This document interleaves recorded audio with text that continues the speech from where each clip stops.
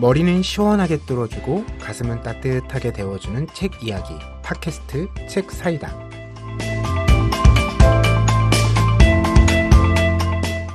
안녕하세요. 책 사이다 진행을 맡은 박알라딘입니다. 저희 책 사이다는 한 달에 한 번 책으로 함께 고민할 주제를 갖고 매월 15일 청취자분들을 찾아갑니다.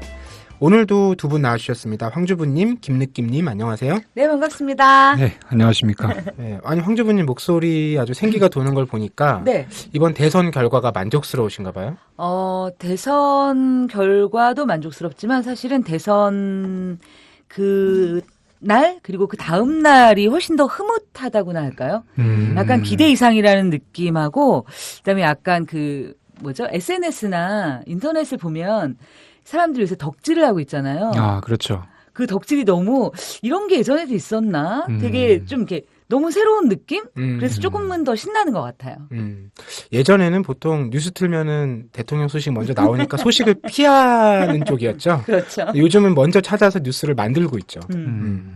그렇죠. 김느낌님은 이전에는 선거를 주로 네, 이렇게 가까운 데서 뭔가 관찰하거나 네. 이런 역할들을 하셨을 텐데 그렇죠. 이번 선거는 유권자로서만 참여하셨단 말이죠. 네, 이번 선거는 그렇죠. 예전에는 이제 좀 가까이서 보다가 이제는 이제 좀 멀리 떨어져서 유권자 입장에서 봤는데, 근데 되게 유력한 후보가 있었기 때문에 별로 이렇게 아주 흥미로운 선거는 아니었고, 오히려 이제, 좀 뒤늦게 시작한 이전 대통령의 어떤 아바타 같은 분이 예, 차근차근 이렇게 지지도를 쌓아가는 걸 보면서 혹시 그분이 앵그리버드? 아, 그렇죠. 뭔가 탄핵당한 대통령이 옥중 출마를 했어도 아마 저 정도 지지를 받지 않았을까. 예, 그런 생각이 들게끔 하는 또 약간 그런 포인트가 있지 않았나 싶습니다. 저는 이제 서점에서 일을 하다 보니까 네. 이 대통령 선거가 끝나면 바로 다음날 아침에 새벽에 출근을 합니다. 아, 왜요? 당선자와 관련된 책들을 모아서 이벤트를 올려야 하기 때문이에요. 그런데 제가 그 이벤트를 준비하기 전에 지난 대선 때 꽤 기억이 없는 거예요. 왜 기억이 없을까 생각해봤더니 안 했더라고요. 아, 진짜요? 네. 아마 제가 안 하겠다고 했을 것 같기도 한데 위에서도 그냥 하지 말아라라고 얘기했나 봐요. 이번에는 상대적으로 좀 마음 편한 상태에서 그런 이벤트를 올렸는데 마침 그 문재인 대통령, 지금은 대통령이죠. 대통령의 자서전, 문재인의 운명이란 책이 예전에 나왔었거든요. 네. 네, 그렇죠. 그런데 이번 대선 그 전후를 거치면서 특별판이 또 새로 나왔어요. 화보를 조금 추가한 내용인데 어쨌든 새 책처럼 독자들에겐 보이기도 하는 것이고 그래서 그 책이 지금 아직 나오지도 않았거든요. 예약 판매를 하고 있는데 전 서점에서 하루에 이렇게 1000부 이상씩 나가고 있어요. 그래서 출판사가 첫 이제 인쇄하는 물량을 3000부밖에 안 찍었다는 1000부? 거예요. 서점에서 한 군데서 1000부씩 나가는 책을. 그래서 지금 굉장히 막 인쇄소를 급하게 알아보고 있다고 하고요. 또 다른 소식 하나는 그 대선 전이죠. 타임지 아시아판에서 문재인 당시 후보죠. 네. 후보의 사진을 이제 표지에 실었잖아요. 그 잡지가 그 지지자들 사이에서는 일종의 이제 기념품처럼 얘기가 돼서 네. 1차로 한국에 들어온 물량이 평소에 그 타임지 아시아판 영어로 된 거를 얼마나 많은 사람이 사보겠어요. 1, 2천 부 아니겠어요? 몇 분 만에 다 나가고 다시 그 해외 지사에서 2만 부를 찍어서 들여왔는데 그것도 몇 시간에 돈이 났어요. 뛰어나게 본 거죠. 와, 얼마나 나갈지 지금 기대입니다. 그 역대 서점에서 하루에 가장 많이 팔린 책 기록을 깨고 있어요. 아, 진짜요? 네, 그 기록이 이제 안철수의 생각이 있었고요. 오 마이 갓. 스티브 잡스 자서전이 있었고요. 그리고 최근에는 한강 작가의 채식주의자가 있었어요. 이런 책들이 알라딘이나 예스24 같은 서점에서 하루에 5,000부 가까이 팔렸었는데 타임즈 아시아판이 그것보다 많이 팔렸습니다. 와우. 저도 한 권 사서 아직 구매 안 하셨군요. 예, 남편한테 꼭 선물해 주고 싶습니다. 아마 그 타임지도 어떻게 되는지 모르겠는데 그게 책이라면 1쇄, 2쇄, 3쇄가 있겠죠? 그렇겠죠. 네. 1쇄의 가치가 굉장히 높아지지 않을까. 경매? 그렇겠네요. 그렇죠. 특히 1쇄는 수량도 많지 않거든요. 1쇄는 기껏해야 그 정기 구독하는 사람들한테 주는 거잖아요. 그렇겠죠. 예, 사실 그러면 기껏해야 진짜 말대로 1000부, 2000부 정도 수준이 아닐까 생각하는데 그러면은 뭐 문재인 대통령이 만약에 일을 잘 못한다고 하면 별 없겠지만 일을 좀 잘해서 좋은 대통령이 된다고 하면 상당한 가치 있는 물건이 되지 않을까. 퇴임 후 지지율에 따라서 네. 퇴임 시점에 이제 국정 운영에 대한 지지율에 따라서 그렇죠. 그 가격이 결정되겠군요. 그렇겠네요. 만약에 뭐 임기 내에 통일이 된다던가 이러면은 뭐 그렇죠. 혹시 정기 구독하시는 분들은 뭐 아버님이 화장실에서 그치어보지 않도록 좀 좋게 보존을 해야 할 것 같습니다. 야, 어쨌든 그 대통령 당선된 이후에 그 대통령에 대해서 이런저런 흐뭇한 얘기들을 사람들이 나눈다는 것 자체가 네. 너무 오랜만에 이제 만나는 일이라 네. 참 덕질을 하시고 감개가 계시더라고요. 무량하네요. 예, 저희가 그러고 네. 보니까 지난 4월 방송에서 다룬 주제가 이제 선거였잖아요. 대선 앞두고. 그 선거 방송에 대해서 그 저희 팟빵 게시판에 반짝별님께서 네. 매서운 의견을 남겨주셨어요. 네. 이 황주부님께서 설명을 해주시는 게 좋을 것 같은데요. 제가요. 네. 반짝별님께서 일단 굉장히 긴 글을 남겨주셨고요. 그리고 이제 보면 제가 했던 이야기 중에 이번 선거에 대한 실망, 기대되지 않음이라는 멘트가 있었는데 이런 얘기에 분개를 하셔서 매우 긴 글을 써주셨어요. 저도 이 글을 읽으면서 사실 우리가 흔하게 툴툴대는 식으로 많이 했던 이야기들이 반짝별님 말씀 맞다나 어떻게 보면 이게 무관심으로도 이어질 수도 있고 이제 그런 것들에 대한 지적의 글이셨고요. 저도 그래서 이제 그 글을 읽으면서 무심코 던진 나의 한마디들의 그런 무게들에 대해서 다시 한번 생각을 하게 됐고요. 그래서 앞으로도 반짝별님 말씀대로 지속적으로 관심을 가지고 최선하게 투표하는 긴 호흡 그리고 이제 우리가 지난번에 봤던 책에서도 나오는 지금도 계속되고 있는 매일의 투쟁이라는 것들을 마음에 새기는 아주 소중한 계기였습니다. 네. 그러니까 이게 우리가 마음에 안 든다고 쉽게 버릴 수 없는 것들이 있잖아요. 내 몸도 마찬가지죠. 어떻게든 뭐 조금 낫게 바꾸거나 뭐 고쳐서 쓰거나 이렇게 계속 익숙해지면서 서로의 접점을 찾아가고 좀 더 나은 균형 상태로 가야 되는 건데 그렇죠. 정치도 그런 비슷한 맥락이 있는데 그 부분을 좀 우리가 더 잊지 말아야 되겠다 이런 의견이었던 거죠. 네. 이 반짝별님께는 저희가 그 4월에 소개했던 책 선물로 보내드리도록 하겠습니다. 앞으로도 이렇게 저희 방송 들으시고 시청소가 뭐 팟빵 댓글에 이렇게 남겨주시면 저희가 꼼꼼히 읽고 왜냐하면 많은 의견이 올라오지 않습니다. 그래서 저희가 여러 번 당황하실걸요? 반복해서 읽으면서 곡 씻고 있거든요. 놓칠 일이 없습니다. 꼭 남겨주시기 바랍니다. 네, 그러면 저희가 이렇게 소개했던 책들 또 선물로 보내드릴게요.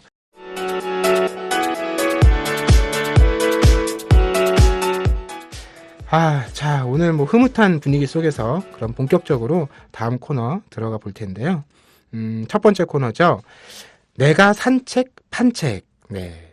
저희가 지난 한 달 동안에 어떤 책을 샀는지, 또 어떤 책을 팔았는지 이런 얘기를 나눠볼 텐데, 이번 달에는 먼저 황주부님께서 산 책 이야기 들려주시겠어요? 네. 제가 산 책은 그림책으로 읽는 아이들의 마음이라는 책이에요.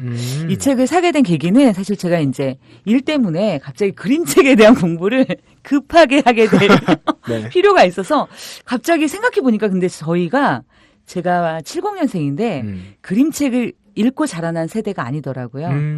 그래서 이제 그림책에 대한 공부를 좀 많이 해야 되는데 싶어서 이 서천석이라는 그 소아정신과 의사 선생님이세요. 이분이 산 책을 읽으면서 저는 사실 개인적으로 제 어린 시절이 잘 기억이 안 났었거든요. 그러니까 그림책이 내 어린 시절 기억엔 별로 없다. 아니요, 그게 아니라 어린 시절 기억이 정말 어린 시절 없는 자체가. 거예요. 네. 그러니까 다른 친구들은 왜 어렸을 때 내가 몇 살 때 뭐를 했어, 이때 누가 말을 했어를 기억하는데 사실 저는 10대 이전의 기억이 거의 없었던 것 같아요, 저한테는.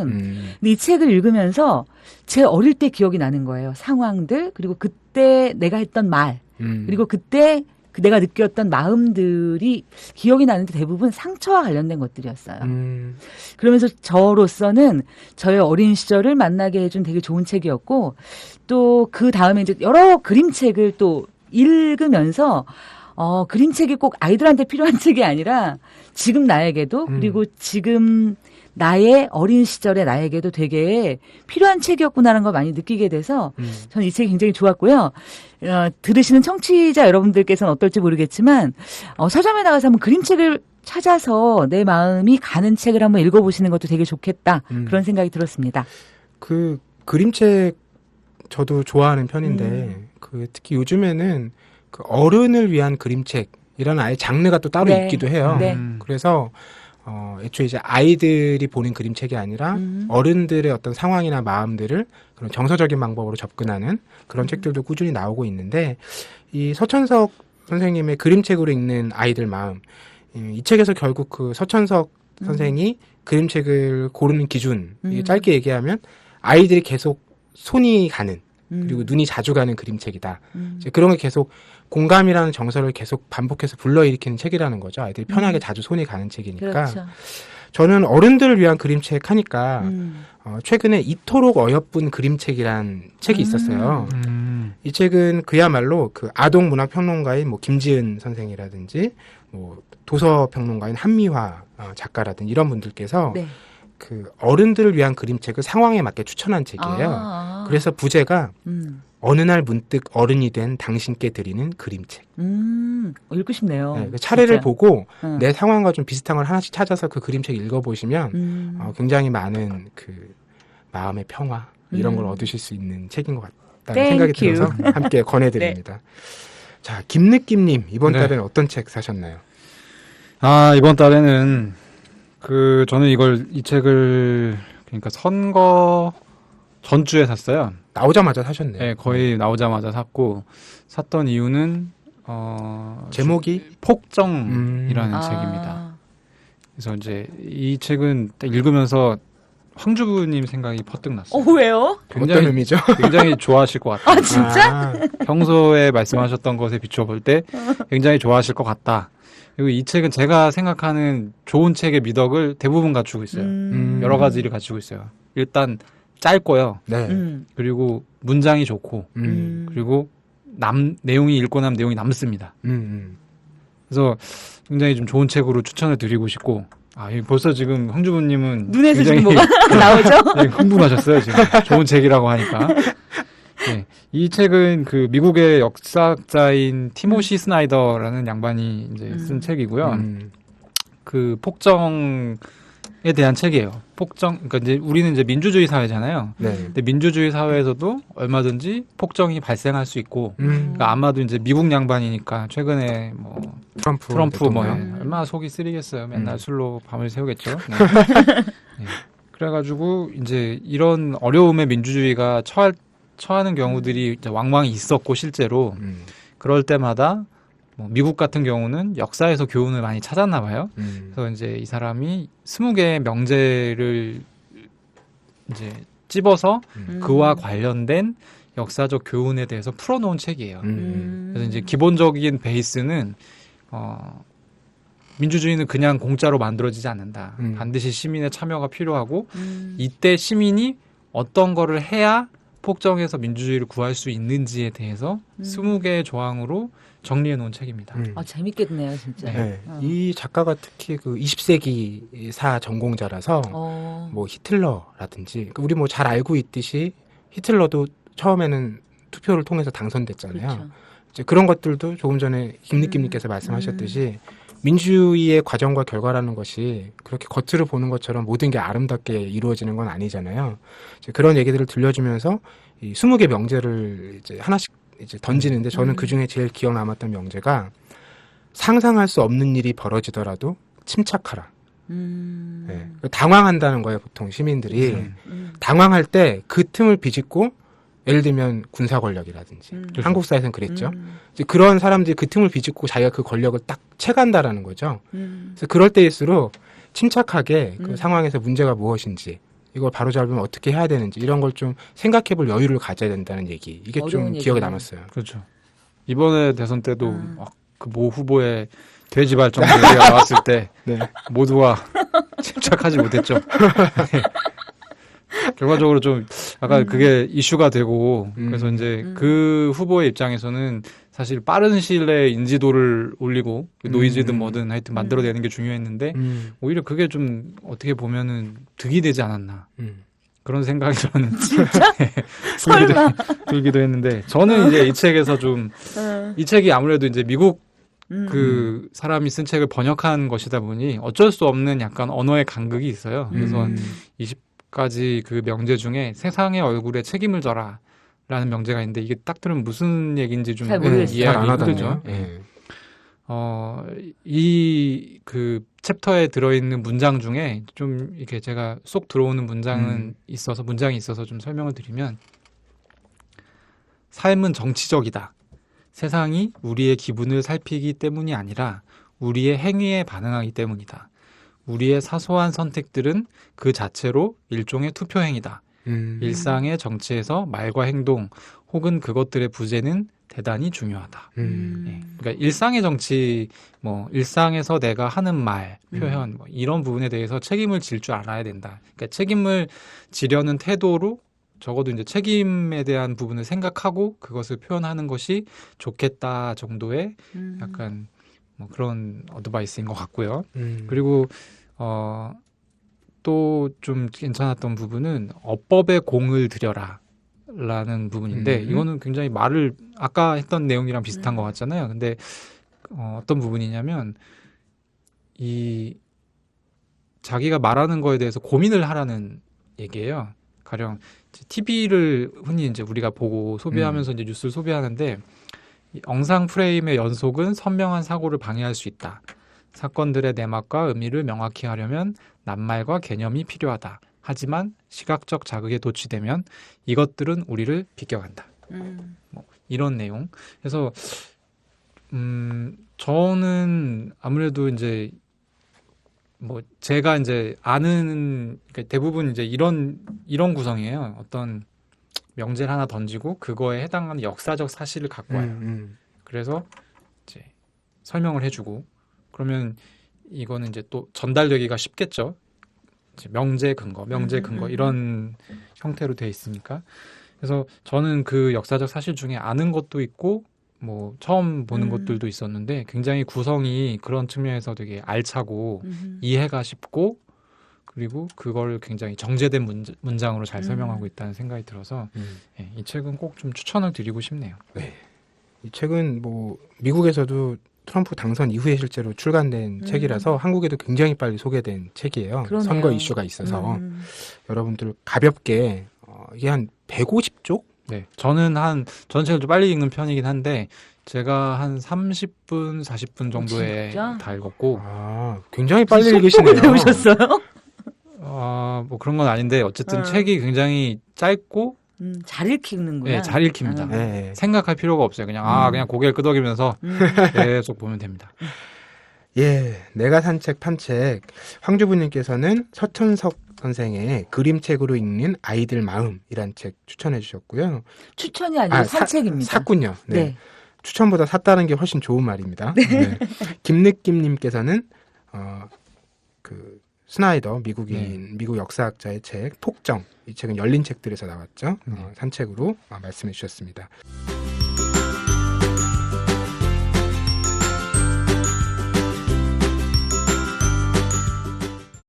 자, 그럼 이제 오늘의 주제 톡으로 넘어가 볼까요?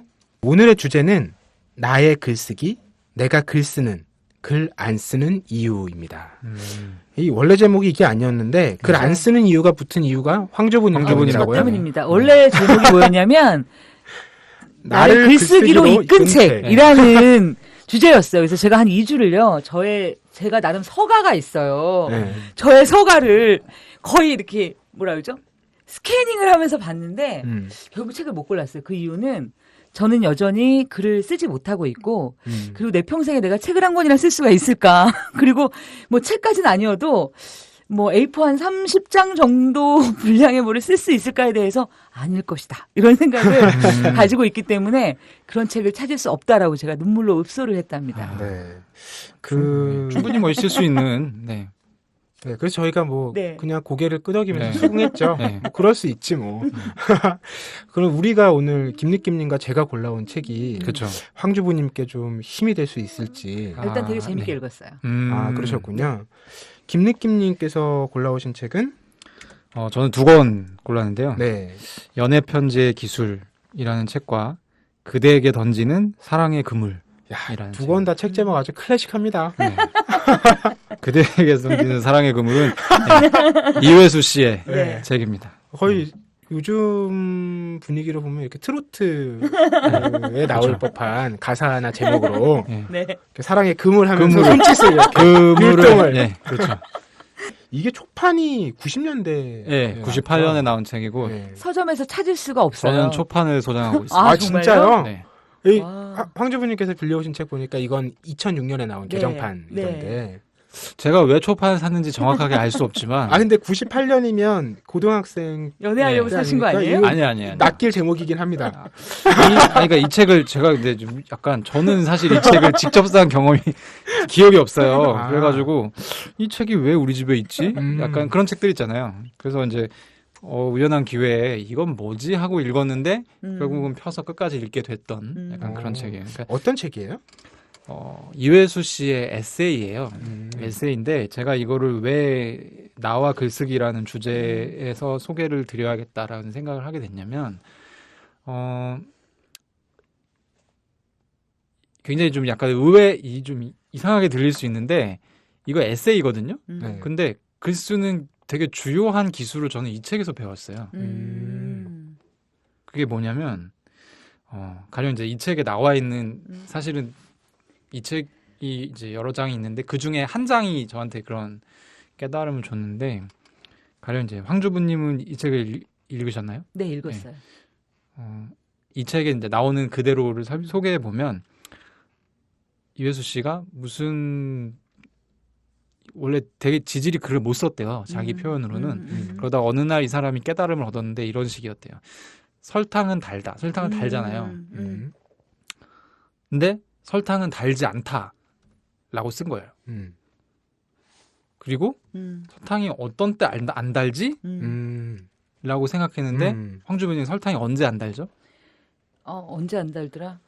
읽긴 읽었는데 그 문장이 정확하게 이회수 기억이 씨가 쓴 표현은 배신자가 보내온 설탕은 달지 않다. 그래서 저는 이 대목을 딱 처음에 봤을 때 이거 되게 좋은 표현이다. 그러니까 그 글쓰기 강의 같은 게 굉장히 많잖아요. 네. 그런데 대부분 글쓰기는 뭐 어때야 한다라고 하는데 그게 그 어떤 배우는 사람의 예상을 크게 빗나가는 경우가 거의 없어요. 그렇죠. 예. 근데 이제 이 케이스는 제가 겪었던 그 첫 케이스예요.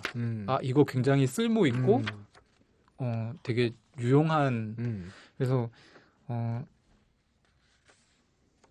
이 행간에 독자가 판단하고 어떤 상상할 수 있는 영역을 넣어서 그걸로 서사를 만들고 이제 독자를 계속 생각하게 하는 약간 그런 스킬에 대한 책이고 또 제가 이제 한 가지 또 소개드린 연애편지의 기술도 이 책은 제목만 보면 연애편지를 어떻게 써야 되는지에 대해서 되게 그 약간 뭐라 해야죠? 실용서 같은 그런 제목인데 사실 소설이에요, 내용이. 그래서 이제 어떤 연애를 잘 해본 적이 없는 사람인가 하여튼 연애에 대해서 되게 소질이 없는 사람이 계속 연애 편지를 써요. 누구한테 보내는 연애 편지를 쓰는데 그걸 보내지는 못하고 차마 계속 쓰거든요. 계속 쓰다가 연애 편지는 이렇게 써야 되는구나 라는 오의를 깨닫게 되는 스토리입니다. 신기한 게 이게 뭐가 보내서 성공을 해야 이렇게 쓰면 되겠구나라는 깨달음을 얻는 것인데 그리고 이제 마지막 깨달음을 얻고 네. 연애 편지를 보내요. 그 깨달음을 바탕으로. 네, 그렇죠. 아하. 제가 뭐 약간 스포일 수 있겠지만 여기서 이제 이 연애 편지의 오의가 뭐냐면 연애 편지를 쓸 때 연애 편지를 쓴다고 생각하지 않고 쓰는 거예요. 그럼 어떻게 생각하고 쓰죠? 그걸 제가 이제 말로 옮기면 굉장히 구차하고 약간 이렇게 되는데 그러니까 이렇게 딱 얘기하면 우리가 고개 끄덕이면서 알아들어야 되는데 못 알아듣고 있네요. 그러니까 뭐 이제 뭐 그런 거죠. 이제 이런 표현이랑 비슷하네요. 행복을 목적으로 추구하지 않을 때 얻어질 수 있는 것. 뭐 약간 이런 표현이랑 좀 맥락이 닿네요. 그래서 이제 이 책은 뭐 연애 편지를 제가 써야겠다고 생각해서 뭐 이 책을 소개한 건 아니고요. 이 책은 표현력이 되게 좋아요. 가령 뭐 이 연애 편지를 쓰다가 주인공이 자기가 되게 머저리 같은 짓을 해서 자책하는 대목이 나오는데 뭐 이런 표현을 씁니다. 나 같은 건 두부 머저리에 머리를 쳐박고 죽어야 돼. 뭐 약간 이런 표현. 그래가지고 정말 기발하다라고 생각했는데 일본에 실제로 있는 약간 속담 같은 표현이더라고요. 예. 근데 어쨌든 이제 그런 좀 재기발랄하고 약간 그런 표현들이 많이 나와요. 그래서 이 연애 편지의 기술과 그대에게 던지는 사랑의 그물로 이제 제가 생각하는 글쓰기는 좋은 글쓰기란 독자를 계속 생각하게끔 만드는 글쓰기인 것 같아요. 그래서 그게 어떤 기발한 표현, 내가 처음 접해보는 기발한 표현에 의한 것이든 아니면 어떤 서사를 굉장히 전복해서 이 어떤 스토리에 그런 어떤 평범하지 않은 그런 부분을 계속 넣어서 독자로 하여금 계속 빠져들게 하게끔 하는 약간 그런 게 저는 좀 좋은 글쓰기인 것 같고 소설도 마찬가지고 기사도 마찬가지고 다 그런 것 같아요. 그래서 오늘 책으로 따로 소개를 하진 않았지만 사실 이제 김훈 작가는 이제 기자 출신이라서 글을 되게 단문으로 쓰는 것으로 유명한데 그 카레 노래라는 김훈 작가의 출세작에서 그 첫 문장을 놓고 김훈 작가가 한 3박 4일을 고민했다고 했나? 유명한 일화죠. 유명한 일화죠. 버려진 섬들마다 꽃은 피었다. 그리고 버려진 섬들마다 꽃이 피었다. 두 개 중에 뭘 쓸 건지를 놓고 이제 결국에 꽃이 피었다로 썼는데 그걸 기억하시네요. 보통은 저 1화까지만 알고 뭘로 결정했는지를 다 까먹습니다. 왜냐하면 이게 한 글자가 바뀔 뿐인데 굉장히 그걸 바라보는 독자의 머릿속에서는 이제 대리해서 보는 거잖아요. 그 버려진 섬들에 피어있는 꽃을 독자는 직접 보지 못하고 소설 속의 어떤 서술자가 보여주는 대로 보는 건데 그걸 어느 정도의 정서적 거리를 두고 보는지 이런 부분들을 독자는 또 느끼거든요. 그 한 글자로 인해서. 그래서 결과적으로는 얘기가 길었습니다만 독자를 계속 생각하게끔 만드는 글쓰기가 정말 좋은 글쓰기인 것 같다. 그거 정말 좋은 글의 본질에 가까운 얘기죠. 읽게 만드는 것. 계속 읽고 싶게 만드는 것. 근데 저는 거기서 어려움을 느끼는 게 제가 이제 그 이회수의 산문집 그대에게 던지는 사랑의 그물에 첫 문장이 뭐냐면요. 비는 소리부터 내린다예요. 사실 이 문장 때문에 저는 이 책을 끝까지 읽었던 것 같아요. 비는 소리부터 내린다. 맞아. 이러면서 뭔가 이제 그 다음 문장은 사실 잘 기억이 안 나지만 그 한 문장이 저를 이제 책 속으로 빠져들게 하잖아요. 근데 여기에 근데 중간에 일화가 나와요. 이회수 작가가 굉장히 존경하는 춘천교대에 다닐 때 학장님이 계세요. 근데 처음에 이제 입학을 했을 때 학장님이 이제 왜 학장님 말씀 이런 걸 하잖아요. 당시 이회수 선생님 왜 맨 뒤에 있는 애 있잖아요. 뒤에서 어떻게 하면 좋을 각을 잡을 수 있을까. 그래서 이렇게 피해서 이렇게 그걸 이렇게 모면할 수 있을까를 고민하는 학생이었는데 그 학장님의 그 말씀의 첫 마디가 뭐였냐면 시간이에요, 세월이에요? 정확하게 저는 기억나지 않습니다. 세월은 흐르는 것이 아니라 쌓이는 것입니다. 이게 시간인지 세월인지 정확하지 않은데 그 말을 딱 듣는 순간 갑자기 이 학생의 태도가 바뀐 거죠. 이회수 선생님이 그 사람은 어떻게 생겼을까 이 말을 한 사람이. 그래서 이제 키가 굉장히 작은데 막 몸을 이렇게 요리조리하면서 얼굴을 보고 막 목소리가 너무 듣고 싶어서 이렇게 막 몸을 움직이게 되는 거예요. 태도가 달라지게 되는 거죠. 근데 글은 그런 힘이 있는 것 같아요. 첫 문장이 나로 하여금 이 글을 끝까지 읽을 것인가 말 것인가. 그래서 저의 글쓰기도 어려운 거예요. 사실 우리가 글쓰기를 할 때 정말 어려운 건 처음에 첫 문장이 아닌가요? 나만 그런가? 아니 많은 분들이 이제 그런 얘기를 하죠. 초성이라도 달라.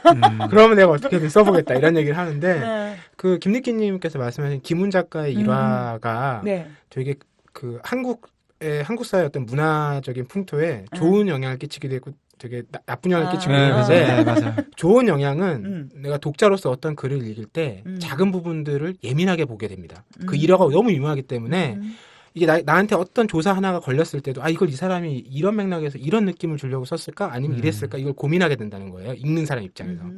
근데 쓰는 사람 입장에서는 첫 문장이 그렇게 중요하고 이걸 막 몇 날 며칠 고민했다고 하고 이러니까 시작을 못 하는 거예요. 이제 이런 두 가지 영향을 동시에 끼친 그런 일화죠, 사실.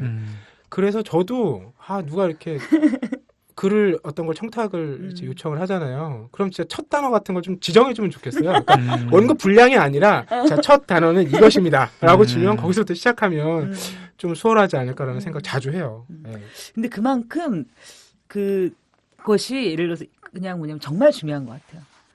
그냥 이렇게 수고로움이나 어떤 그런 것의 문제가 아니라 실제로 우리가 책을 볼 때도 표지랑 앞을 보고 사지 뒤를 보고 잘 중간을 뒤적거리게 되지 않고 그 첫 느낌에서 우리가 많은 것들을 이렇게 견주게 되는 것 같아요. 그래서 글쓰기가 어려운 것도 나의 그 첫 손 내밀기가 과연 다 닿을까?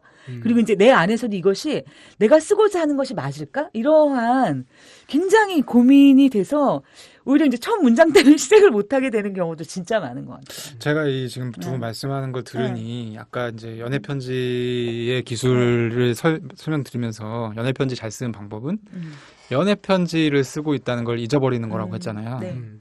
첫 문장을 쓸 때는 이게 굉장히 첫 문장이고 굉장히 중요하다는 걸 잊어버려야 돼요. 잊어버려야. 그리고 이제 저는 이제 되게 좋은 글을 사실 어떤 게 좋은 글의 조건이냐라고 했을 때 얼마나 뭐 그런 게 많겠어요. 근데 저한테 되게 중요한 기준 중에 하나는 자기가 드러나는 글이 좋은 글이에요. 네, 자기가 드러나는 글이 좋은 글이라는 얘기는 거꾸로 자기를 가장하거나 자기를 뭔가 치장하거나 이런 글은 그러니까 별로 좋다는 느낌을 좀 적게 주게 될 수밖에 없는 약간 그렇단 얘기죠. 그래서 저도 이제 뭐 글 같은 걸 좀 쓰니까 두 분이 말씀하시는 바는 10분 이해가 가나 이겨내셔야 되고 저 첫 문장에 너무 신경을 쓸 필요가 없습니다. 그러니까 나를 드러내는 나를 과도하게 드러내는 경우들도 있는데 이런 논픽션 글쓰기를 보면 자기를 굉장히 감정이 없는 어떤 객관적인 관찰자 위치에 놓고 정말 누구나 할 수 있는 말들로 계속 글을 채워나가는 경우들 자주 보게. 그렇죠. 그게 전형적으로 재미없는 글이죠. 그러니까 뭔가 정보를 취하는 목적이라면 읽겠는데 네. 그렇지 않은 한 그 글은 끝까지 읽기가 어렵죠. 아무도 안 보이니까. 대화를 하는 건데 상대가 누군지를 전혀 모르겠고 상대가 자기를 안 드러내니까 나도 거기 딱 인투해서 들어가 볼 마음이 안 생기는 거죠. 그렇습니다. 제가 골라온 책을 이어서 얘기를 해보면요. 네네. 저는 좀 엉뚱한 책을 골라왔는데 복화술사들이란 제목이에요. 소설 제목 같은데 김철이라는 이제 국문학자인데 근대 시기 이제 국문학 연구자죠. 이 부제는 소설로 읽는 식민지 조선입니다. 우리가 흔히 이제 복화술사라고 하면 이 속에서 배로 이제 목소리를 내는 사람들을 얘기하는데 여기서는 복자를 겹칠 복자를 씁니다. 그래서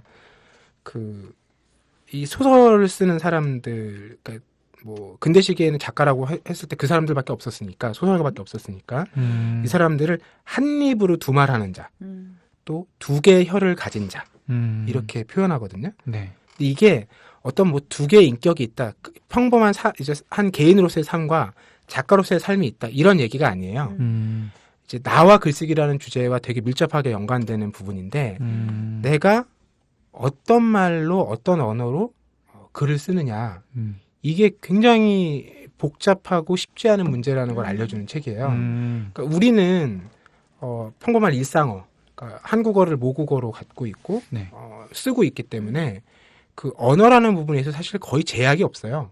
그러니까 불편함을 느낄 일이 없어요. 그러니까 글을 아까 이제 첫 문장을 못 쓰겠다는 건 내가 글자를 쓸 줄 몰라서 못 쓰는 건 아니잖아요. 그렇죠. 그런데 이 근대 시기에 처음으로 어떤 소설이라는 그러니까 이게 사실 문학의 장르라는 것도 다 근대 시기의 산물이잖아요. 소설이라는 것도 그렇게 에세이는 이제 뭐 중세 후기긴 합니다만 대부분 이제 그런 최근에 와서 생긴 이제 장르인데 개인이 생겨야 되는 거니까 그런데 요 시기에 글을 쓰려던 사람들은 애초에 일상어로서의 어떤 지금은 한국어라고 제가 그냥 표현할게요. 당시 네. 조선어였겠지만 네. 이게 주어지지 않았던 거예요. 왜냐하면 그 이전 전근대 시기에는 그냥 한문으로 글을 썼고, 물론 이제 언문으로 쓰는 사람들도 있었습니다만, 근데 근대 시기에 이제 생기는 갖가지 문물, 생각할 때 필요한 도구, 이런 건 다 외래어라는 거예요. 특히나 이 지식인들이었기 때문에 일본어는 되게 익숙한 거죠. 네. 일본어로는 자기가 아는 개념인데, 이걸 한국어로 쓰려고 하니까 단어가 없는 거예요. 맞아요. 엄청난 고민이 되는 거죠. 그래서 김동인 작가 있잖아요. 김동인 소설가는 이런 말을 남겼어요. 자기는 구상은 일본말로 하되 쓰기는 조선말로 썼다. 이런 얘기를 하거든요. 머릿속으로 일단 이야기의 틀과 내가 하고 싶은 말은 일본어로 다 생각을 하는 거예요.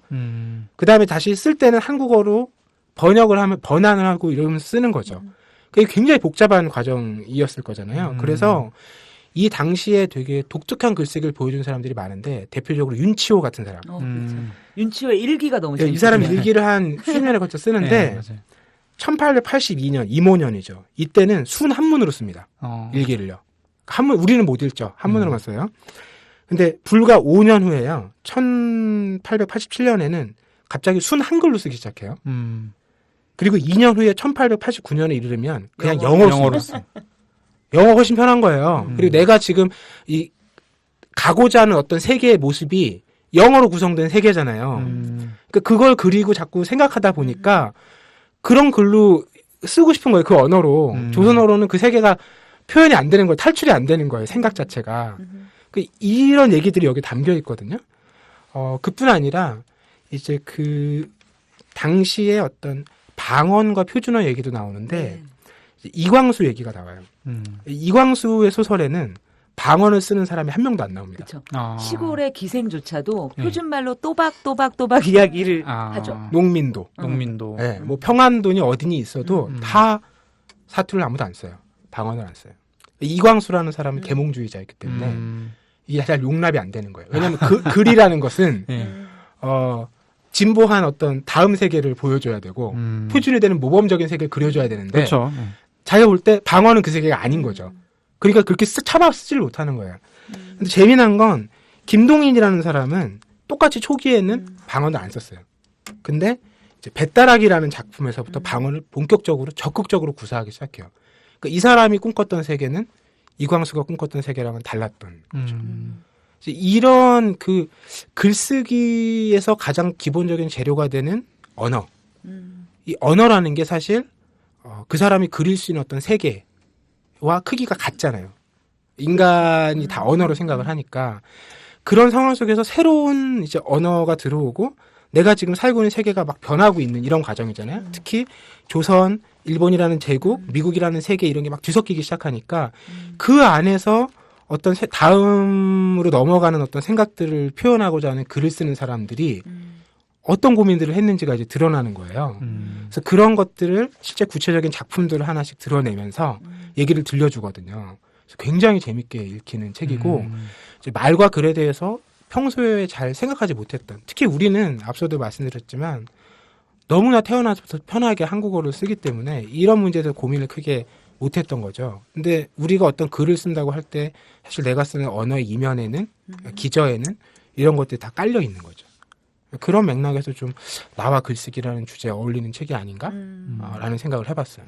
아까 그 제 책 소개하고 토크를 할 때 좋은 글이라는 건 자기가 드러나고 반영되는 글일 수밖에 없다라고 했는데 사실 이제 지금 얘기하신 것도 어느 정도 거기하고 좀 일맥상통한, 제가 이 얘기를 들으면서 떠오르는 일화는 그 프란츠 카프카라고 되게 유명한 독일어를 사용하는 이제 소설가인데 헝가리 태생이에요. 헝가리는 보통 이제 체코어를 많이 쓰는데 카프카는 집에서 어렸을 때 좀 저 자식은 좀 될 떡잎이 보인다라고 해서 아버지가 독일어를 쓰는 학교를 보냈다고 해요. 그래서 독일어를 주로 쓰는, 말하자면 체코인인 거죠. 그래서 카프카의 소설에서는 굉장히 사회에서 소외받은 그런 어떤 캐릭터, 특히 주인공, 그런 인물들이 많이 등장하는데, 그렇게 된 것이 이제, 그리고 이 사람이 쓰는 독일어가 독일에서 뭐 저도 이제 독일 사람이 아니기 때문에 확인할 수 없는 사실이긴 하지만 당시에 이제 독일에서 흔히들 사용하는 그런 독일어하고는 약간 이질적인 느낌을 주는 왜냐면 이제 우리도 지금 한국에서 뭐 외국인인데 한국어를 쓰는 외국인이 어떤 표현을 할 때 약간 저건 좀 독특하다 약간 이렇게 느끼는 게 있을 거잖아요. 그래서 그런 부분들이 있었다고 합니다. 그래서 이제 그런 부분들이 어떤 좀 문학성이나 이런 부분들에 이제 뭐랄까 시너지를 준 거죠. 네. 그렇게 했던 이제 사례라고 알고 있어서 근데 이제 이 얘기를 하니까 갑자기 불현듯 생각이 났고요. 그리고 그 일본식 교육을 받았잖아요. 근데 일본이 그 번역에 있어서는 굉장히 우수한 사례예요. 그렇죠. 세계적으로 되게 우수한 그게 뭐 이제 그걸 국민성이랑 엮어서 이제 설명하는 학자들도 있기도 한데 이미 1800년대인가요? 1800년대에 러시아 사전이 있었던. 네. 그 얘네는 새로운 나라를 발견하면 사전부터 만드는 거예요. 그리고 이제 우리가 흔히 사용하는 이제 사회라는 말을 소사이어티를 이제 사회라고 하는데 그 사회라는 한자어를 조합해낸 것도 일본 사람들이고. 그러니까 사실 다 아마 일제 강점기에서 일본어로 뭔가 교육을 받았던 사람들은 서구의 어떤 개념이나 이런 부분들을 사실 그대로 그냥 이해하고 적용하는데 굉장히 그 유리한 상황이었던 거죠. 반면 한국어에는 아직 그런 체계가 없었던 것이고 그래서 이제 아마 이런 재미있는 스토리 나오지 않았나. 여기 나오는 그 작가들의 문장들을 보면 조선어로 쓰다가도 중간에 어떤 단어는 그쵸. 영어로도 쓰고 아니면 이제 일본어로도 쓰고 또 뭐 일본식 영어로도 쓰고 이게 막 여러 가지가 혼재돼 있어요. 그런 것도 굉장히 재밌고 나오는 작품들을 읽어보고 싶게 만들거든요. 이 작가가. 저는 그 부분에서 100표를 던지고 싶어요. 사실 우리가 이제 학교에서 1920, 30년대 문학 엄청 많이 배웠잖아요. 그렇죠. 네. 그리고 막 그때 뭐 자연주의, 뭐 염상서회 무슨 뭐지? 표본실 실험실에 청개구리. 뭐 이런 청개구리 뭐 이런 거 외우고 저도 공부했던 기억은 나는데 솔직히 읽으면서 뭐 정말 재밌다라는 생각을 가지고 읽어본 적이 거의 없었던 것 같아요. 근데 이 책을 읽으면서 저는 사실 어떤 부분이 굉장히 매력적으로 다가왔냐면 그 식민지 조선이 되게 그린 것처럼 다가왔어요. 그러니까 우리에게 그 식민지 조선이 막 이렇게 뭐 모던보이 나오고 막 이런 것들이 그냥 뭐야 막 이렇게 그냥 예전에 이렇게 읽혔다면 이 소설에서 등장하는 식민지 조선과 그 조선 지식인들의 생각과 말들이 마치 어떤 맥락에서 어떤 식의 그림이 그려지고 있는 것처럼 이렇게 그렇게 보여서 이 책을 다시 읽어보면 정말 다르게 내가 예전에 읽었지만 결코 읽지 않았던 읽히지 않았던 소설들을 좀 읽을 수 있었다는 생각이 좀 들고요. 또 하나는 어떤 느낌이 들었냐면 되게 그 당시 우리가 근대를 참 공부를 많이 하는 것 같아요. 어떤 식으로든 근대가 막 학문적으로 뭐 사회 경제적으로 어땠어라고 바라보든 아니면 문학적으로 이 당시의 어떤 문학의 가치 이게 어쨌든 우리나라 근대 문학의 산실이잖아요. 근데 그렇게 공부하는 방식으로 많이 접근해 봤었는데 이 책의 목차들과 이제 이 안에서 되어지는 이야기들을 통해서 그 당시의 어떤 에로티시즘이나 여러 가지 주제들을 가지고 이야기를 하는데 그 당시에 어떤 식민지 조선과 근대를 굉장히 입체적으로 볼 수 있어요. 시공간의 문제나 여러 가지 문제들이. 그래서 저는 뭐랄까 어떤 그 말과 글의 관계만이 아니라 우리의 생각과 삶이 어떻게 바뀌어지고 전복되고 이렇게 되는가를 하나하나의 그 문맥 속에서 읽어낼 수 있는 되게 생경한 경험이었어요. 그래서 굉장히 정말 재밌게 읽은 책이었어요. 네. 그러니까 이 글이라는 게 그 새로운 것을 자꾸 묘사하거나 자기 방식으로 이해해서 전달하게 되잖아요. 그렇죠. 네. 그래서 여기 나오는 챕터들 중에 뭐 그런 게 있어요. 기차를 당시 소설가들이 어떤 식으로 이해하고 그렸느냐. 어떤 사람은 굉장히 평등이 실현된 세계. 똑같은 자리에 앉아서 같은 시간에 이동을 하니까. 왜냐하면 예전에는 누구는 말 타고 가고 누군 걸어가고 누군 가마 타고 그렇죠. 가는 거잖아요. 이렇게 표현하는 사람도 있고 어떤 사람은 그 안에서도 또 초호화 열차 이런 것들을 경험하면서 전혀 다른 여전히 계급이 유지되는 사회를 보기도 하고요. 또 뭐 사법 체계 저는 기억나는 게 사법 체계가 들어오잖아요. 근대적 법 체계가 이거를 이제 현실에서 딱 깨닫고 적용하려는 사례가 나와요. 그러니까 한 여성이 네, 여성이 어느 이제 귀족 집에 이제 종처럼 들어간 거예요. 근데 그러다가 그 귀족한테 이제 겁탈을 당합니다. 그래서 이제 아이를 갖게 되는데 이거를 뭐 자기 너무 억울하고 이런데 예전 같으면 뭐 사실 해결할 방법이 별로 없잖아요. 네. 양반이니까 상대방이. 네. 근데 이제 이 여성이 어쨌든 신여성이니까 네. 고발을 해야겠다. 재판을 받아야겠다는 생각이 재판이란 단어를 딱 맞아, 떠올리죠. 재판. 네. 그래서 재판을 의기양양하게 받으러 가요. 그리고 이제 그 앞에서 앉아있는 피고인을 보면서 약간 그래도 내가 이 사람이 양반인데 내가 이 사람의 위신을 너무 깎아내리는 거 아니야? 이런 생각도 하게 되는데 앞불싸. 그 옆에 변호인이 앉아 있었던 거예요. 그러면서 이 변호인이라는 이 체계에 의해서 완전히 개박살이 나죠. 그러면서 이 당시 어떤 사람들의 사고만이 아니라 어떤 새로운 시스템이죠. 이 시스템들을 그 하나의 작품 안에 우리가 그냥 읽는 것과 저는 이 안내를 받으면서 읽은 게 너무 달랐거든요. 그러니까 그 장면에서 그런 걸 딱 찾아서 이 사람이 잘 해설을 해주더라고요. 그러게요. 재밌어요. 네, 복화술사들이었습니다. 재미있어 하시니 너무 좋네요. 뭐 오늘은 저희가 좀 네. 주로 재밌는 책들을 그러니까요. 그러게요. 저는 연애 편지의 기술 딱 읽고 싶던데. 근데 저는 오늘 이야기를 하면서 지금 네. 뭐 자기를 드러내는 글쓰기 이야기를 하셨잖아요. 네. 여기에 대해서 좀 반감이 있어요.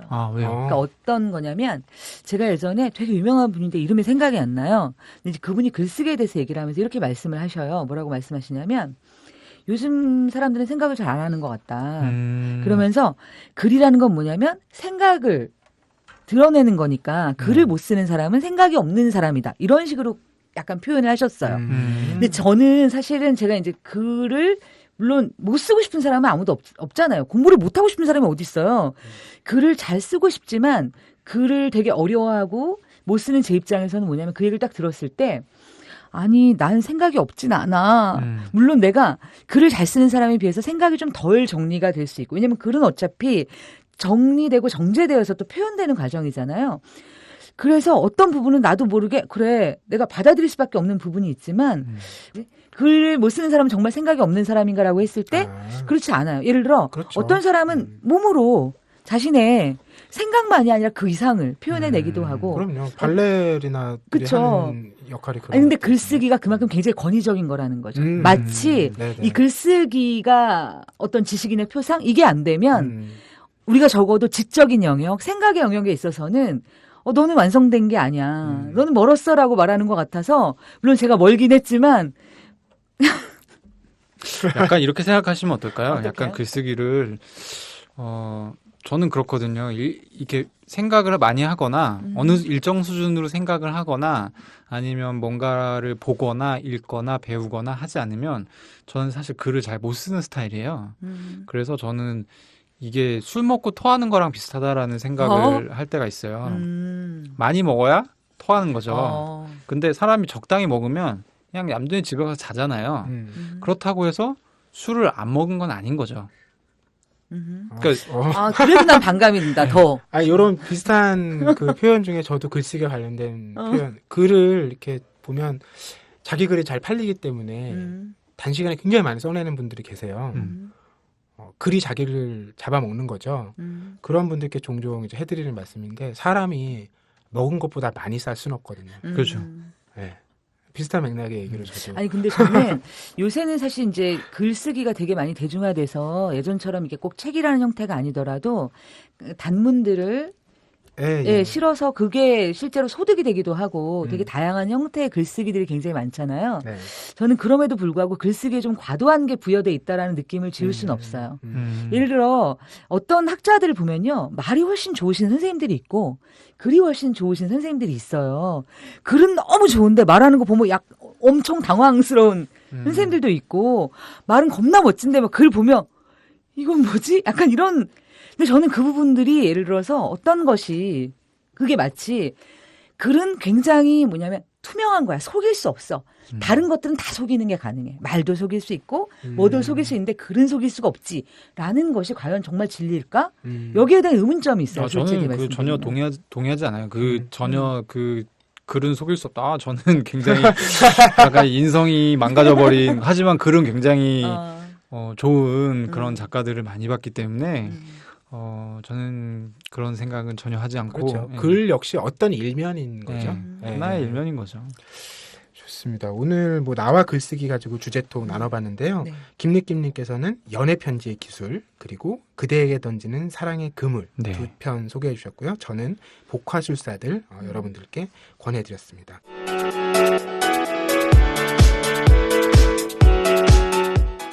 그러면 이어서 우리 마지막 코너죠. 주제 랭킹쇼 이야기 한번 해볼게요. 오늘 키워드가 글쓰기잖아요. 네. 그래서 이 온라인 서점 알라딘에서 그 글쓰기 분야가 있어요. 분야에서 누적 판매량이 상위 10위에 드는 책들을 제가 목록을 정리해 봤거든요. 한번 같이 하나씩 살펴볼까요? 네. 황주부님께서 하나씩 좀 소개해 주시죠. 첫 번째 이게 1위죠. 1위인가요? 네. 1위. 누굴까요? 요즘 굉장히 여러 분야에서 베스트를 네. 점하고 있는 분인데요. 유시민의 글쓰기 특강이라는 책입니다. 이게 나온 지 얼마 안 된 책인데 이미 분야에서 스테디하게 자리를 잡고 있죠. 네. 그러니까 문학이 아닌, 그러니까 창작이 아닌 이제 논픽션 글쓰기에 관련된 탁월한 책이라고 저는 생각을 합니다.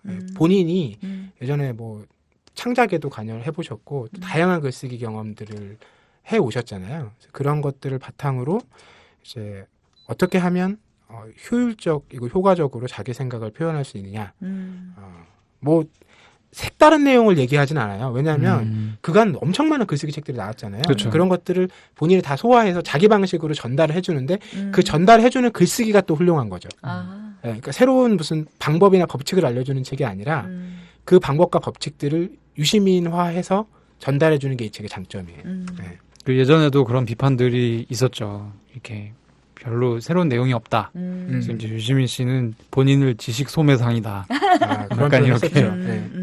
이런 그런 뭐 책인 것 같습니다. 글쓰기 관련해서.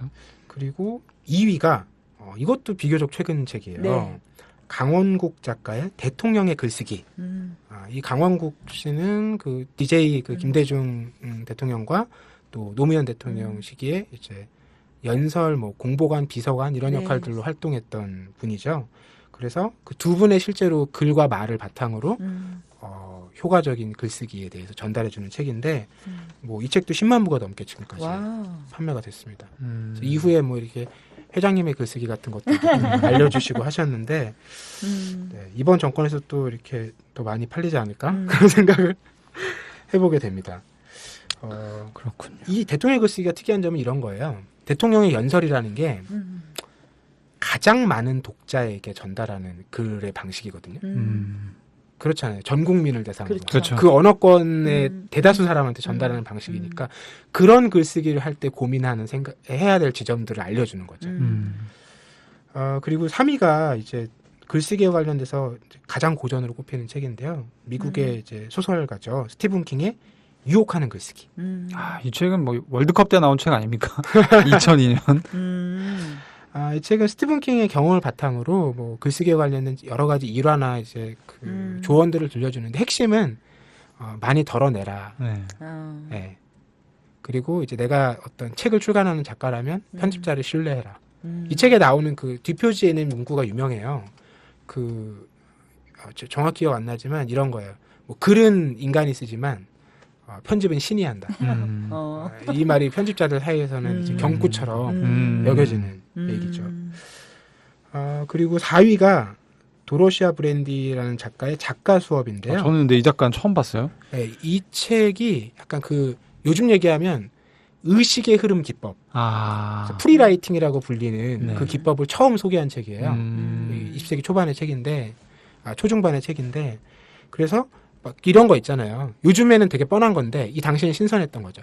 아침에 일어나면 떠오르는 생각을 무조건 써라. 아무거나 일단 써라.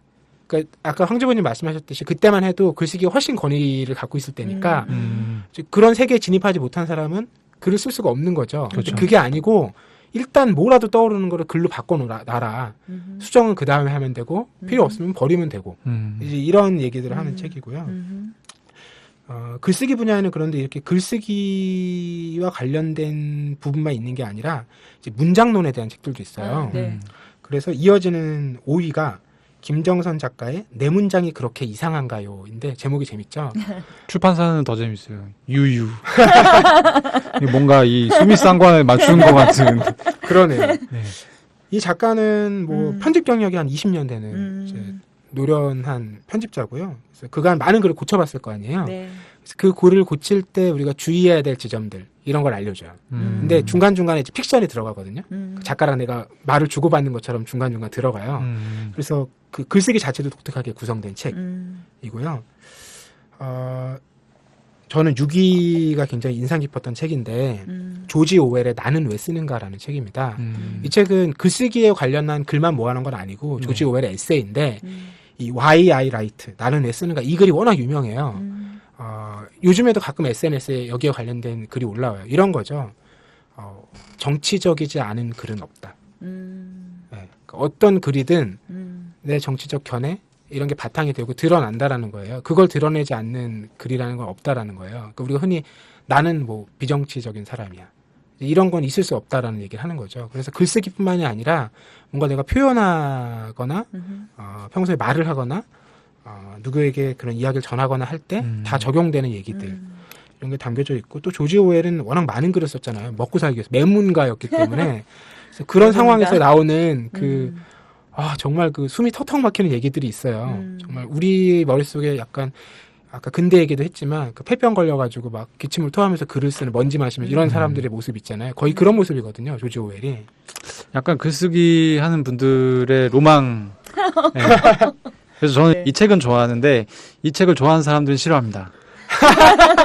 그래서 왜요? 저는 그 작년 연말에 제가 그 폐병도 실제로 알았잖아요. 아니 그 뭐 이 정도 되면 바갈라디님 정도 되면 뭐 이걸 뭐 그냥 쌓아놓고 사셔도 되지만 예. 약간 그런 좀 묘한 반감이 생기더라고요. 이 책을 좋아하는 분들한테는. 네. 이제 뭐 10위 안에 있는 책 한 두세 종만 더 얘기하고 네. 뭐 10위를 다 살펴보진 않고요. 네네. 제가 그럼 순위만 일단 쭉 네. 그려드릴게요. 7위에는 알마 출판사에서 나온 고종석의 문장이라는 책이고요. 8위는 되게 오래된, 맞죠? 이호덕 선생님의 네. 우리 글 바로 쓰기라는 책이고요. 9위는 서민 교수 맞죠? 네. 서민 교수의 서민적 글쓰기. 글쓰기. 제목이 너무 재밌네요. 근데 이름을 잘 지어야 돼요. 최근에 역시. 서민적 정치라는 책도 나왔잖아요. 아니 이름이 조국도 있잖아요. 그렇죠. 근데 약간 조국은 너무 클래식하죠. 서민이 요즘 시대에 더 맞는 이름인데. 아무튼 이름은 굉장히 잘 지은 듯. 조국은 좀 놀림을 받았을 것 같지만 서민은 사실 놀리기가 좀 힘든. 그 시대에도 그랬을까요? 서민하면 좀 그래 뭐 이런. 10위를 소개시켜 드릴게요. 제임스 스콧 벨 외에 다른 작가들이 썼고요. 소설 쓰기의 모든 것. 1에서 5권까지나 나온 네. 그런 책입니다. 구체적인 작품 얘기가 이제 10위 안에도 들어있군요. 다 준비해봤어. 뭐 니들이 좋아하는 거 하나는 있겠지. 뭐 약간 이런 느낌인데 저는 좀 의외인 게 네. 문장 강화라는 책이 굉장히 유명한데 이태준. 예, 그 책은 좀 없네요. 그러게요. 꾸준히 오래 팔린 책이죠. 근데 아마 요즘 독자들이 읽기에는 그렇죠. 좀 다소 단단하고 답답하다는 느낌을 받을 거예요. 피곤하죠. 네. 그 문장 강화라는 책을 썼던 그 이태준 씨가 아마 그 청춘 예찬이라는 유명한 짧은 에세이를 쓴 수필 네. 그분 교과서에 있어요? 실렸죠.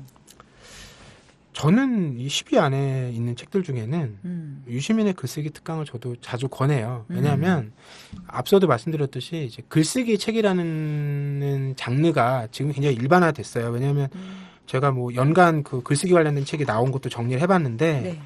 2010년에는 60종이 나왔어요, 1년에. 그런데 2013년에는 2배가 돼서 120종이 나왔고요. 작년에는 3배가 돼서 180종이 나왔어요.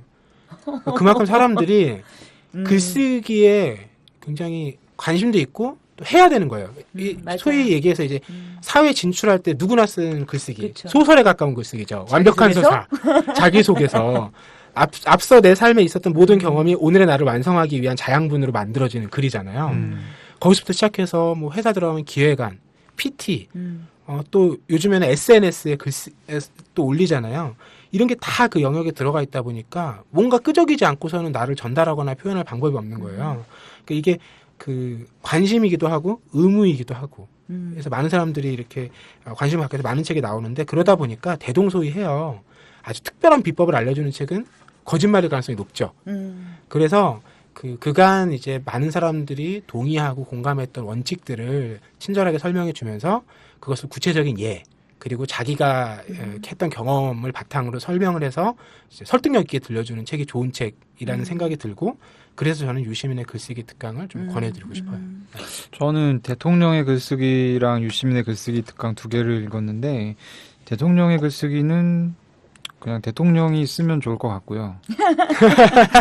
저는 이 글쓰기의 방법론으로 봤을 때 막 굉장히 대중적인 독자들에게 어필하는 책은 아닌 것 같다라는 일단 느낌, 그냥 저의 실제로도 초기에는 이제 노무현 대통령의 지지자분들 중심으로 많이 팔렸죠. 그런 생각이 들었고, 유시민의 글쓰기 특강은 약간 음식으로 치면 그냥 이렇게 되게 뭐라 그러지, 파스타 느낌이에요. 되게 그냥 뭐라 그러죠, 겉면으로 만든 파스타. 네, 굉장히 오늘 글쓰기라 그런가요? 너무 고급스러운 부사에서 나는 솔직히 잘 뭐죠 그게? 그러니까 겉면이라고 해서 그냥 마트나 슈퍼에서 파는 500g에 뭐 한 2,000원, 3,000원 정도 하는 그 면으로 만든 파스타 느낌이에요. 그러니까 파스타는 맞는데 굉장히 대중적인 그런 내용이고 딱히 뭔가 굉장히 뭐 이건 비기 이런 내용은 없어요. 기대 이상의 맛은 없어요. 근데 이제 뭐랄까 좀 글쓰기 관련해서 오히려 글쓰기 약간 이런 류의 제목을 달고 나오는 책들은 중에서는 이게 그래도 정리도 굉장히 잘 돼 있고 지금 그리고 가장 최근에 와서 대중들의 어떤 눈높이를 좀 생각한 책이라는 생각이 들고요. 그리고 이제 저는 사실 개인적으로는 생면 파스타를 좋아하거든요. 생면 파스타는 이제 밀가루를 해서 이제 뽑아서 만든 파스타예요. 그래서 달라요. 식감은 다르고, 뭐 하여튼 요즘에는 이제 생면 파스타로 파스타 만든 집이 많이 늘어나고 있는데, 약간 그런 어떤 글쓰기를 하기 위해서는 자기가 사실 자기한테 맞는 그런 옷을 찾아야 된다. 그래서 누구의 방법이 사실, 그러니까 굉장히 보편적으로 좋은 방법들은 지금 굉장히 차고 넘치지만 사실 자기를 드러내는 자기 스타일에 맞는 글쓰기는 자기가 만들어야 된다. 약간 그런 생각이 전 불현듯 드네요. 네, 저희 주제 랭킹 쇼까지 살펴봤는데요. 이 1위부터 10위까지 책보다 더 중요한 건 저희가 주제톡에서 소개해드렸던 책들이 아닐까 싶어요. 왜냐하면 정말 예상 외의 추천이었고요. 듣고 났을 때 아마 왜 가져왔는지는 알겠다라는 생각하지 않았을까? 그런 생각하면서 다시 한번 책 이름을 말씀드리면 김느끼님께서는 연애편지의 기술과 그대에게 던지는 사랑의 그물 추천해 주셨고요. 저는 복화술사들을 추천해 드렸습니다. 다음번에 우리가 돌고 돌아서 또 한 번 어떤 글쓰기에 대한 얘기를 해보게 된다면 그때는 좀 공포에서 벗어난 황주부님의 추천하는 책도 오늘 전 얘기를 들으면서 그러니까 여러 가지 생각이 사실 많이 들어서 중간에 이야기를 끼어들 수가 없는 거예요. 왜냐하면 모든 글쓰기 책들에서 말하는 게 제가 그냥 느낄 때 특히 보면 되게 치열함, 글쓰기에는 치열함이 정말 필요한데 사실 우리가 치열하기에는 그러니까 글쓰기에 대한 욕망의 크기만큼 치열함이 없었던 거죠, 저한테. 그러니까 욕망은 글을 잘 쓰고 싶어. 글을 잘 써야 돼. 현실적으로. 네네. 그러나 나의 치열함은 거기에 못 미쳤구나라는 아주 간단한 사실을 깨달았고요. 또 하나는 그럼 어떻게 그럼 그 문제를 해결해야 될까? 그러면 나의 그 기대치와 치열함 사이에서 사실은 현실적으로는 기대치를 좀 꺾어야 되는 건 아닐까. 왜냐하면 제가 전업 작가가 되려고 하는 건 아니니까 뭐라도 나의 생각을 표현하는데 좀 덜 부담스럽게 좀 더 거리낌 없이 나를 드러낼 수 있으려면 어떻게 보면 너무 많은 걸 읽었지만 너무 안 써버릇했던 것이 아닌가. 그래서 글에 대한 기대치는 굉장히 높은데 막상 내 글을 보면 너무 이게 비천하기가 이루 말할 수가 없어서 점점 더 사실 쓰기에서 멀어졌던 것 같고요. 저는 이분들의 치열함을 사실 닮을 자신은 없고 저의 기대치를 조금은 꺾어봐야 되는 것이 아닌가라는 생각이 들었답니다. 네, 김느낌님도 뭐 오늘 저는 이제 세 권의 오늘 주제톡에 나온 세 권 책을 다 읽어봤는데요. 그냥 세 권에서 순서를 정한다면 일단 그대에게 던지는 사랑의 그물은 누구나 되게 쉽게 읽을 수 있는 그런 책이고. 그 다음에는 이제 복화술사들이 굉장히 흥미를 좀 자극하는 측면이 있고요. 이것도 굉장히 재미있는 책이고, 연애편지의 기술은, 이 작가가 이제 일본의 어떤 소설가인데 굉장히 재기발랄한 문장을 잘 쓰기로 유명한 소설가예요. 근데 연애편지의 기술에 대한 평가는 약간 뭐 아주 반반으로 갈리는 건 아니지만 약간 갈리는 측면이 있어요. 그러니까 이 작가의 다른 책보다는 그렇게 뭐 별로 재밌진 않다. 혹은 뭐 번역에 문제가 있다. 이렇게 지적하시는 분도 계시고. 근데 뭐 저는 일단 재밌게 읽었고, 그래서 이제 아까도 제가 말씀드렸다시피 연애편지 잘 쓰려면 내가 쓰고 있는 게 연애편지라는 걸 까먹어야 된다. 그러니까 요 하나의 메시지로 이제 이걸 예로 들었기 때문에 요 책은 한번 땡기는 분이 있다면 읽어보면 좋겠다. 네, 약간 그런 생각. 꼭 읽어볼 생각인데, 근데 요즘에 그런 얘기들 많이 해요. 옛날에는 연애편지가 비연애 상태에서 연애 상태로 가기 위해 쓰는 거였잖아요. 그렇죠. 요즘에는 그런 상태에서 연애 편지 쓰면 거의 안 됩니다. 아, 그래요? 요즘엔 연애 상태인 사람들끼리 쓰는 게 연애 편지예요. 네, 문화가 많이 바뀌었더라고요. 저도 초등학교 고학년, 중학교 이럴 때는 연애 편지 대필도 꽤 해보고 했는데 초등학교 고학년 때? 네. 지금 참 써본 일이 너무 오래됐네요. 안타깝습니다. 아쉽고. 갑자기 왜 이런 얘기를 하고 있죠? 할 말은 많지만 네, 제가 줄이도록 하고요. 네. 연애편지 요즘에는 뭐 그래도 연애하는 사람들은 기념일이나 뭐 크리스마스나 하다못해 카드라도 한 장 줄 거 아니에요? 네. 생일날? 네.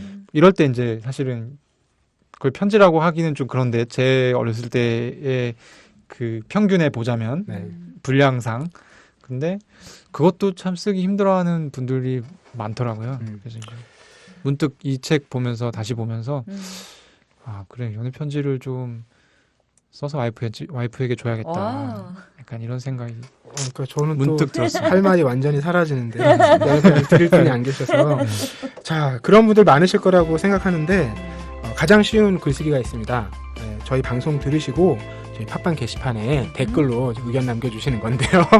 너무 쉬운 글쓰기죠. 네, 자유롭게 남겨주시면 저희가 그 청취자분들께 책 선물도 드리고요. 뭐 의견이 아니더라도 이런 주제 다뤄줬으면 좋겠다. 네. 네? 뭐 이런 아니면 난 이런 고민이 있는데 어떤 책 읽으면 좋을까? 이런 고민도 제보해 주시면 저희가 적절한 책을 또 골라서 소개해드리고 전달해드리겠습니다. 자 오늘 책사이다 그 나와 글쓰기라는 주제로 이야기 나눠봤는데요. 다음 달에 또 6월에는 새로운 주제, 새로운 책으로 여러분들 찾아뵙겠습니다. 고맙습니다. 네, 네, 감사합니다. 감사합니다. 아이고, 싱크대 총장님. 이번에 싱크대는 입학금 얼마나 거두실 거예요? 입학금이요? 뭐 대충 한 100만 원 받을까요? 세면대는요? 그래요 뭐 입학금 어디에 쓰라는 법도 없는데 대충 받던 대로 받죠 뭐. 무슨 소리 하시는 거예요? 입학금은 당연히 새내기들이 입학하는 데에만 쓰여야죠. 어머, 누구세요? 우리는 청년 참여연대. 청년 참여연대는 작년 10월에 발족한 참여연대 부설 기관입니다. 청년 참여연대는 지난 1월 전국 34개 대학의 정보공개 청구를 통해 입학금의 산정 근거가 없다는 것을 확인했습니다. 앞으로 저희는 대학이 입학금 실비만을 받을 수 있도록 활동해 나가겠습니다. 청년들의 더 나은 내일을 위해 노력하겠습니다. 참여연대는 정보 지원금을 받지 않습니다. 청년 참여연대의 후원회원이 되어주세요. 문의 02-723-4251로 지금 전화주세요.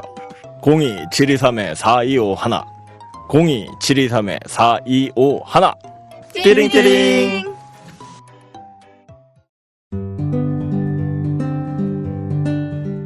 안녕하세요. 아카데미 느티나무 강좌를 7년째 듣고 있는 70살 넘은 할머니 정애자예요.